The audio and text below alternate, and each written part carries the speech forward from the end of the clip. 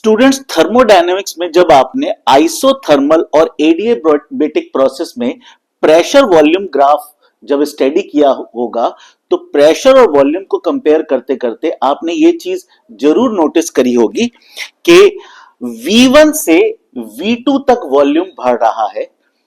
Isothermal और adiabatic दोनों ही process में V2 सेम है, लेकिन प्रेशर जो कि P1 से P2 तक कम हो रहा है, तो कम होते होते यह देखा गया कि एडियाबेटिक का P2 आइसोथर्मल के P2 से ज्यादा कम है। आप देख सकते हो P1 दोनों का कॉमन है, लेकिन P2 एडियाबेटिक के केस में कम है और आइसोथर्मल के केस में ज्यादा है। ऐसा क्यों होता है, यह अभी हम स्टडी करेंगे।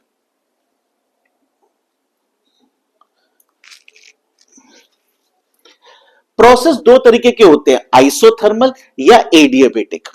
अगर हम प्रोसेस को एडियाबेटिक रख रहे हैं, यानी बाहर से कोई हीट नहीं ले रहे हैं, बाहर से यानी सराउंडिंग से सिस्टम को कोई हीट नहीं मिल रही है, जो भी हीट का यूज होगा वो सिस्टम को अपने अंदर से ही करना पड़ेगा, बाहर से उसको कोई हीट यानी सराउंडिंग से कोई हीट नहीं मिलेगी।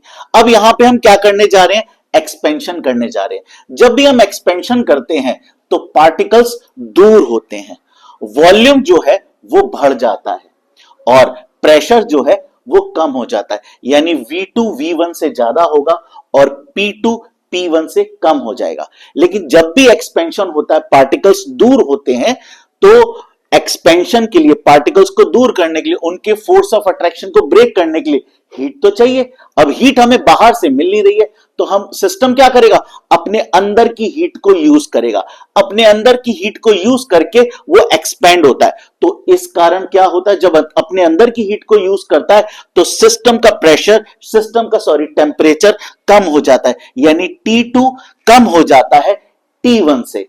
तो यानी एक्सपेंशन करते वक्त वॉल्यूम बढ़ गया, प्रेशर कम हो गया और टेम्परेचर डाउन हो गया। यह था एडियाबेटिक प्रोसेस।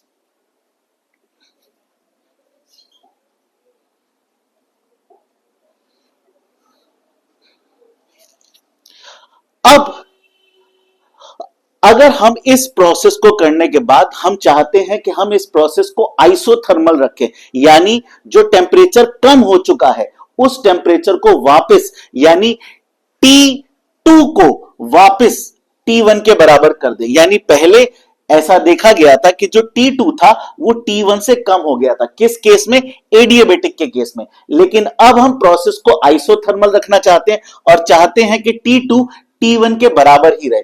तो यानी जो टेम्परेचर गिर चुका है, T2 हो चुका है जो कि T1 से कम है, उसको बढ़ाने के लिए हमें हीट बाहर से चाहिए होगी, सराउंडिंग से चाहिए, क्योंकि सिस्टम की हीट तो हम यूज कर चुके हैं। अब टेम्परेचर को रीगेन करने के लिए, वापस बढ़ाने के लिए, T1 के बराबर करने के लिए हमें सराउंडिंग से हीट लेनी पड़ेगी। जब हम सराउंडिंग से हीट लेंगे हमारा T2 यानी टेम्परेचर बढ़ जाएगा जो कि T1 के बराबर हो जाएगा। अब टेम्परेचर को बढ़ाते बढ़ाते जब हम टेम्परेचर को बढ़ा देंगे, बाहर से हीट ले लेंगे, तो प्रेशर पे भी असर पड़ेगा, यानी प्रेशर बढ़ जाएगा। तो P2 जो कि आइसोथर्मल में जो प्रेशर होगा वो P2 जो कि एडियाबेटिक में होगा उससे ज्यादा होगा। इसीलिए आइसोथर्मल का P2 एडियाबेटिक के P2 से ज्यादा होता है।